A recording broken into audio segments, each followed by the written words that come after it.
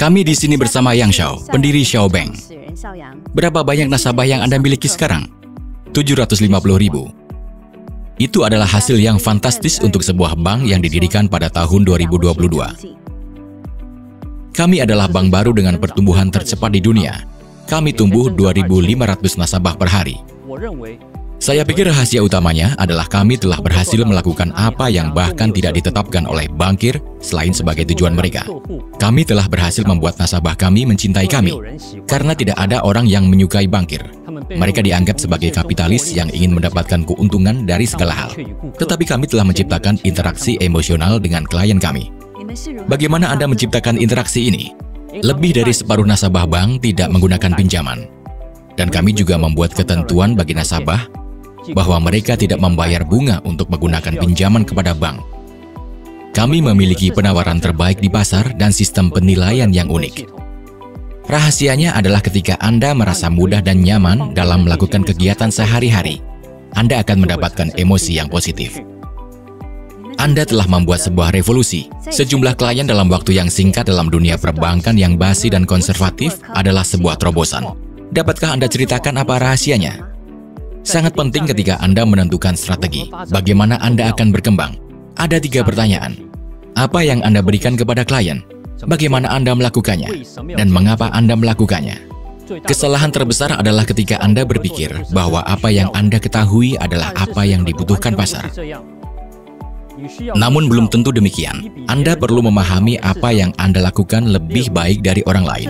Misalnya, apa yang membuat orang tidak berinvestasi dengan obligasi korporasi? Ini adalah kerumitan. Anda harus melakukan banyak hal, membaca banyak informasi.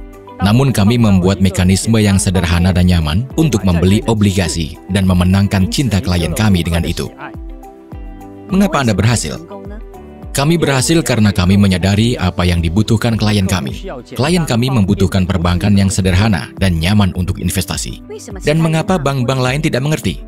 Karena kesederhanaan adalah hal yang paling sulit dilakukan dalam bisnis. Karena yang rumit bisa dibuat sederhana, tetapi membuat sederhana itu sangat sulit. Apakah Anda berpikir untuk membangun sebuah bank dan bagaimana cara menghasilkan uang darinya? Apakah Anda seorang startup? Apakah Anda efisien secara operasional? Apakah Anda menggunakan dana Anda sendiri? Atau apakah Anda mengambil uang dari pasar?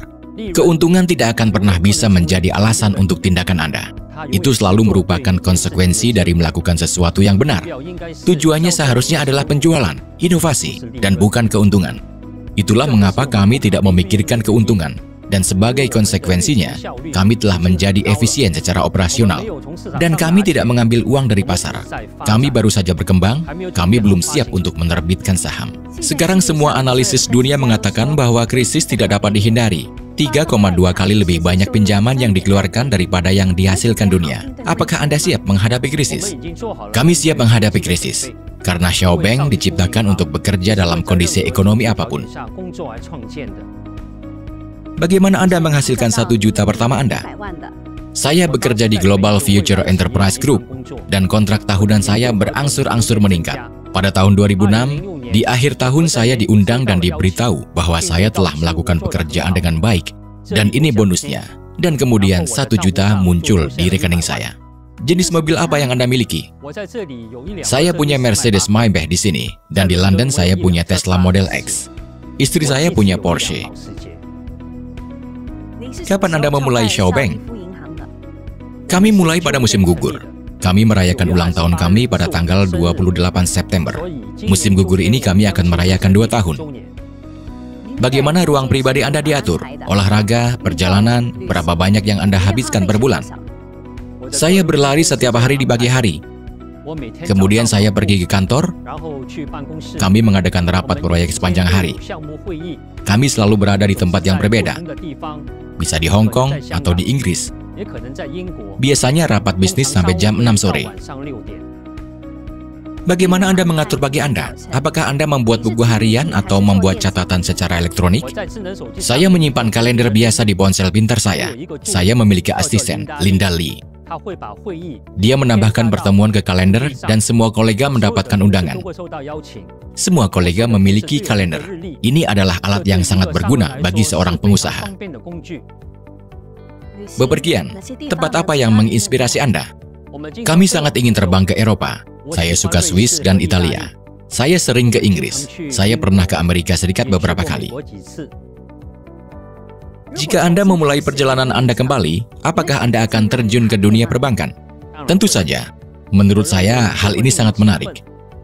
Saya suka menghasilkan uang, berurusan dengan keuangan, dan ketika saya lulus dari institut, saya memulai karir saya di bidang keuangan. Bagaimana pesan manajemen disebarkan di dalam bank Anda? Jika Anda ingin mengkomunikasikan sesuatu kepada karyawan, apakah menggunakan sistem pesan? Kami memiliki struktur yang sangat sederhana. Kami mencoba untuk mempertahankan format startup. Kami awalnya adalah startup non-klasik. Karena dalam startup klasik, ada persentase ketidakpastian yang sangat tinggi, risiko yang sangat tinggi, dan kebutuhan investasi yang wajib. Menurut saya ini adalah kriteria startup. Kami sangat memahami apa yang harus dilakukan. Kami tahu bagaimana melakukannya. Kami memiliki pemahaman tentang pasar. Saat kami memulai, kami membuat rencana bisnis yang cukup berani. Dengan pertumbuhan yang agresif, kami melampauinya 3 kali. Apakah Anda harus menetapkan tujuan ambisius yang besar? Kami bahkan tidak dapat membayangkan bahwa kami mencapai kesuksesan seperti itu. Kami mengerti bagaimana cara berkembang, tetapi kami memiliki model bank klasik. Kami bahkan tidak akan disebut bank jika kami tidak perlu menarik simpanan. Kami membuatnya sangat nyaman bagi klien untuk berinteraksi dengan layanan. Dan kami disebut bank agar nasabah memahami bahwa kami memiliki dana jaminan. Jika Anda menempatkan deposito atau membeli obligasi, itu akan dikembalikan bahkan jika terjadi sesuatu pada bank. Kami membayar kontribusi setiap kuartal, sehingga menjamin keamanan dana nasabah. Saran apa yang akan Anda berikan kepada anak berusia 20 tahun?